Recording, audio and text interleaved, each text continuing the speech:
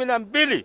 Hii vijana ni yetu, kijana ni yetu, tumefanyia dua aende kwa nyumba ya kheri, abaki kwa sehemu ya kheri, abaki na sisi, lakini nyinyi wazee wake tukiwa pamoja tupatie mawaida yale ambayo baba yake amebakisha ameleza. Kwa hiyo machache nimesema asanti, asanti, asanti.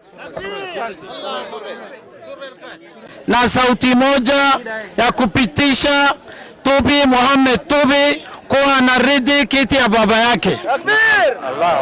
Ninawashukuru jamii washemeji na wajomba Karayu kwa kukaa chini na kauli moja bila magorogoro. Vile tunawajua hao ni watu namna hiyo, walipitisha hii kijana ikiongozwa na mheshimiwa former assistant minister Mheshimiwa Moku. Tunawashukuru nyinyi kwa kupitisha kijana Mohamed Tubi. Mimi na advise Tubi Mohamed Tubi kwa sababu sisi